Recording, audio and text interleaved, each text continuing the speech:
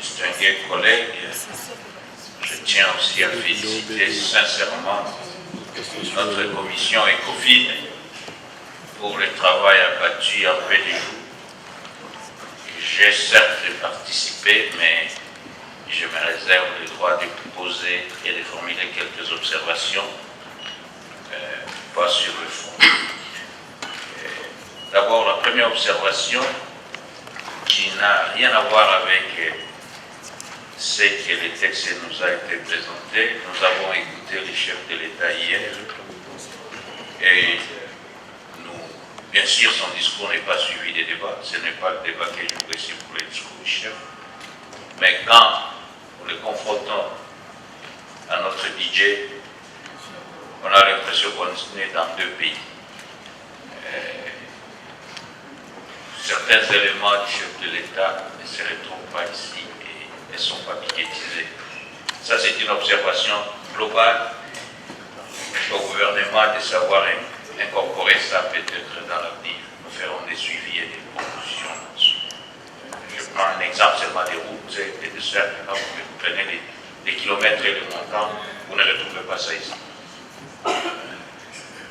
Deuxième observation, ça concerne sur les propositions qui ont été formulées par l'ECOFIN. On a constaté la persistance des soldes débitaires quand même considérables, de montants à récupérer, que ce soit au niveau de la DGRAD, que ce soit au niveau des DGI. Nous sommes à la recherche des recettes et ce montant avoisine 2 milliards de dollars. 2 milliards. Nous pouvons aller à la page 30 et 31 pour ceux qui veulent lire. Et on a à peu près 28 000 milliards, je crois, CDF, 28 milliards CDF et 352 millions US dollars pour la DGRAD.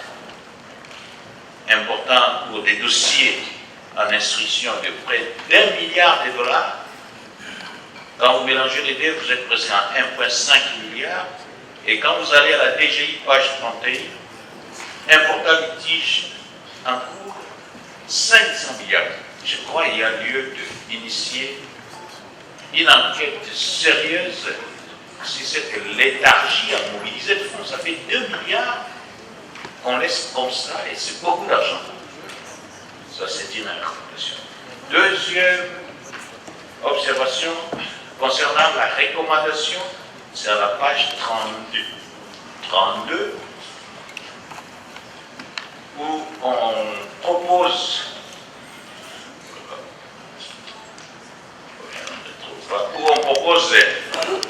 je crois, à la DGDA de recourir à BIVAC pour, à BIVAC pour les données. BIVAC n'a pas de données. C'est une société de vérification qui opère en fonction de listes de marchandises aiguillées par l'OCC.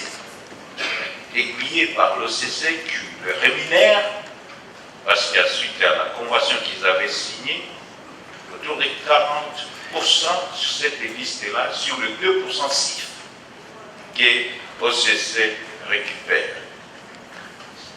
La structure étatique qui a la base des données, Sidonia, c'est la DGDA.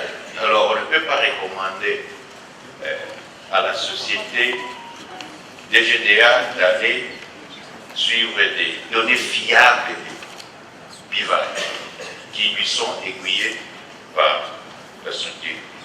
Cela me ramène maintenant à la troisième observation, la sous-évaluation dont mon collègue Yepang a soulevé, va nécessiter aussi, c'est là où nous perdons beaucoup d'argent. Beaucoup d'argent parce que quand on étudie l'architecture du commerce extérieur, il répond d'abord à la réglementation des changes, les normes et réglementations, le code des douanes, les tarifs douaniers, les manuels de procédure, guichet unique, et tout ça est bien sûr la base sidonienne. Avant d'importer, on requiert la licence d'importation par tous les commerçants.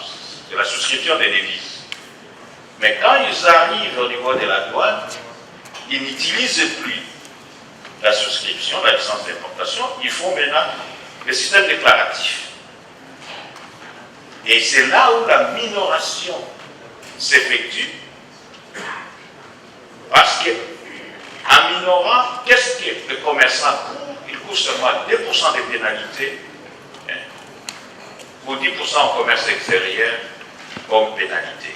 Alors, la logique simple ici, c'est de confronter les licences d'importation à la BCC, parce que c'est par là qu'ils trouvent les devises,